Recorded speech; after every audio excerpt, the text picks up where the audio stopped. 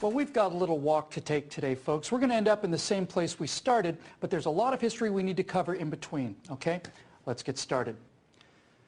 Do you recognize this man? This is Rodney King. Name sound familiar? Well, it should. He was the victim of a severe beating at the hands of white policemen, and in the early 90s, he was one of the most famous people in America.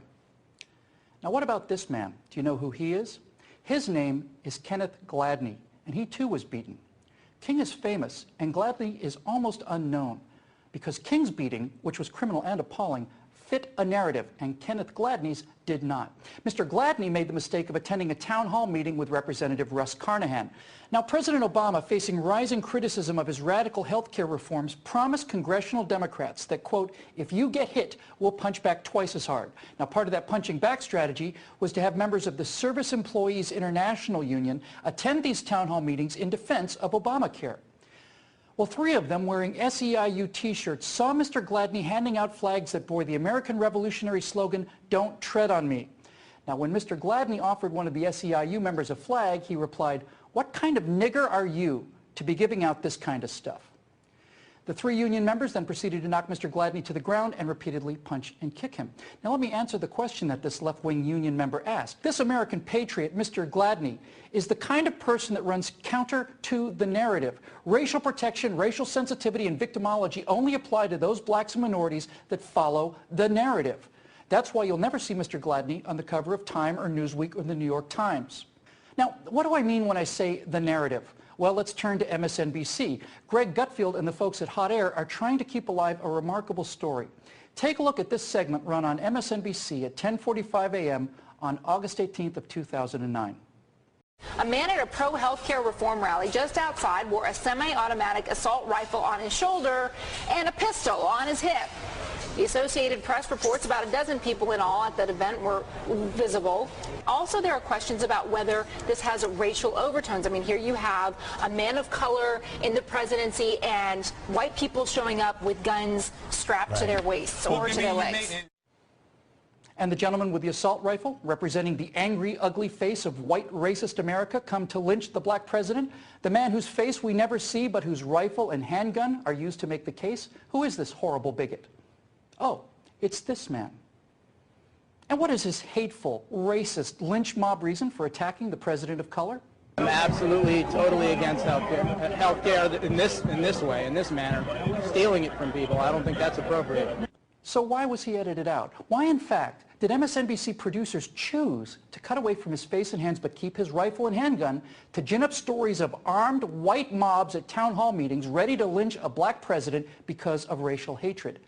He was edited out because not only didn't he fit the narrative, he was edited out and the American people were lied to by MSNBC because he ran counter to the narrative, just as that other American patriot, Kenneth Gladney, ran counter to the narrative. So what exactly is the narrative? Well, now we have to go for that long walk.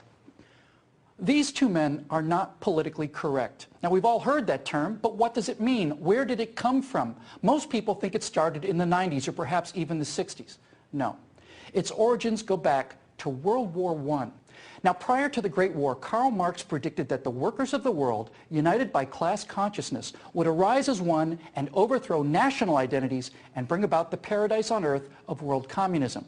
They considered this not theory, but science, accepted fact, and war would be the trigger. War came. The biggest, most appalling, most horrific war imaginable came. But communist revolution only came to agrarian, backwards Russia, which was practically a feudal country, and not to the modern, capitalist, industrialized nations like England and Germany and the United States, as communist science had assured the world that it would.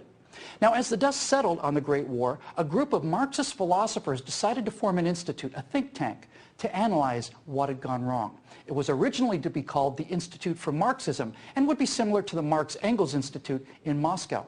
But some worried that the Institute for Marxism might be a little bit too, well, actually a little bit too honest. So they decided instead to name it the Institute for Social Research. Based at Frankfurt University in Germany, the Institute for Social Research opened its doors on July 22, 1924, and over a short period of time, this Marxist brain trust became known simply as the Frankfurt School. The Frankfurt School's problem was very simple. The workers, seduced by the material successes and general prosperity provided by capitalism, were too blinded, that's the word they often used, blinded by this prosperity and relative well-being to recognize their class consciousness and bring about the communist revolution. Someone else would have to be the vanguard. But who?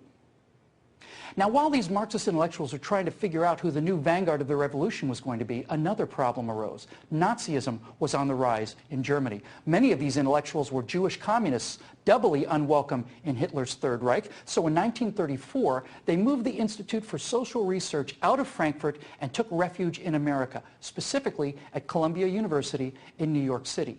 The Institute for Social Research remained at Columbia until 1951 when it returned to Europe. Presumably, it wasn't very far from the Columbia School of Journalism, which awards the Pulitzer Prize.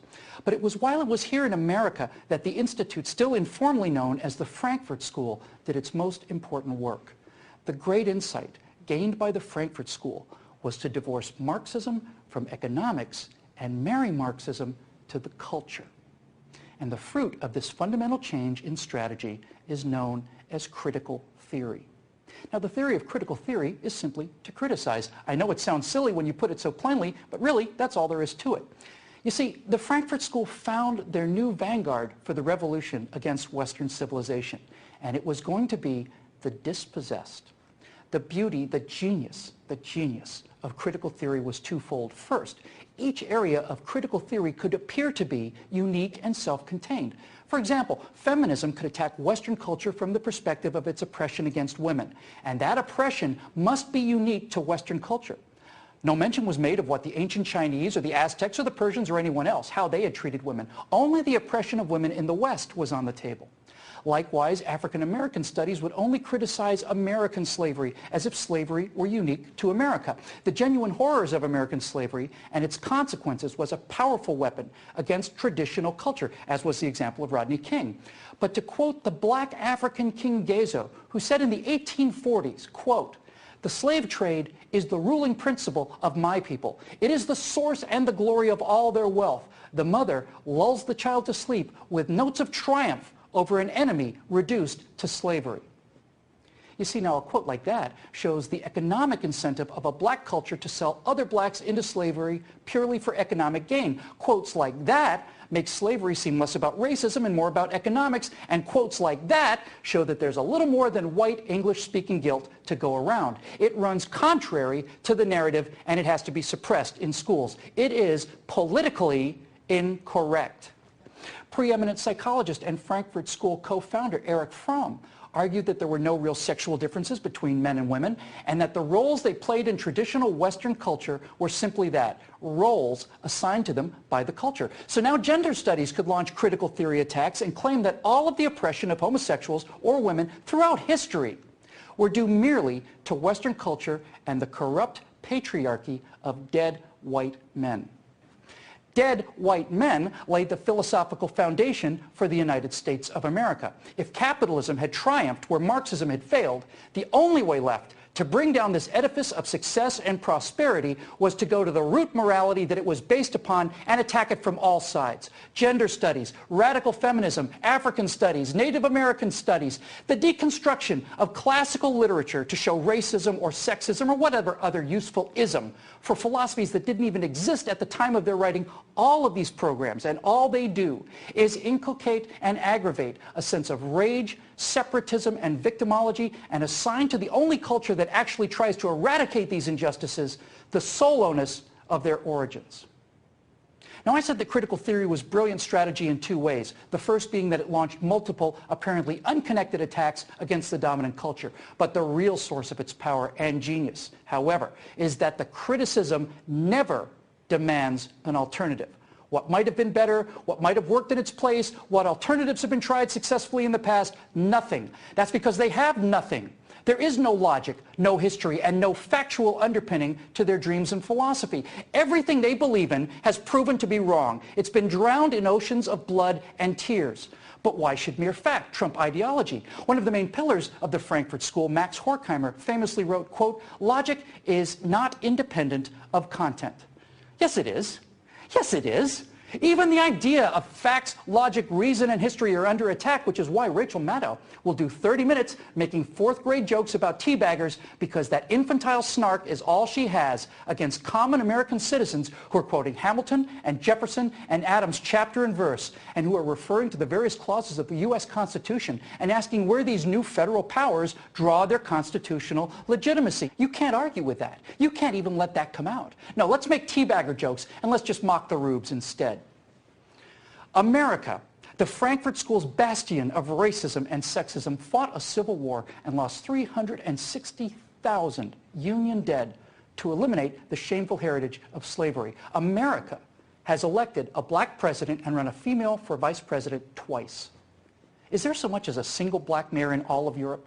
Are there even any black people living at all in China? None of that matters. It's off the narrative in the same way that Kenneth Gladney is off the narrative being that President Obama's radical socialization of American healthcare, and in fact the entire economy, is opposed only by a small group of rural, white, ignorant, paid, gun-toting lunatics driven by a racial hatred for a black president. That's the narrative, and it will be maintained, even if it means MSNBC producers and executives have to work throughout the night or over the weekend finding the footage they need to tell the story and excising those faces and hands that inconveniently get in the way.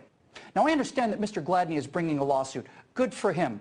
If I was this unnamed patriot with the AR-15, I can't find his name because the media never deemed it worthy to report it, then I would sue MSNBC for defamation of character and for using me as a pawn to tell the exact opposite story I was there to tell myself. You know, there's a line in the movie Serenity that I often think of these days, and that line is, "You can't stop the signal." The truth will get out. The left has been telling these lies for almost 100 years now in order to resurrect a political philosophy that has killed no less than 100 million people and still will not die. Now, do I think that Contessa Brewer, Rachel Maddow, and the producers at MSNBC are part of a vast Frankfurt School conspiracy? Of course not. Contessa Brewer does not strike me as a person who was hired for her deep historical perspectives. But that's the power of the narrative, you see. It's now so deeply and widely embedded in the culture that it's simply what people believe. And if there were any real journalists left in the world, we'd have heard more about the Frankfurt School. But the signal will get out, even if it's just through the efforts of a few of us sitting here in our basements writing in our pajamas.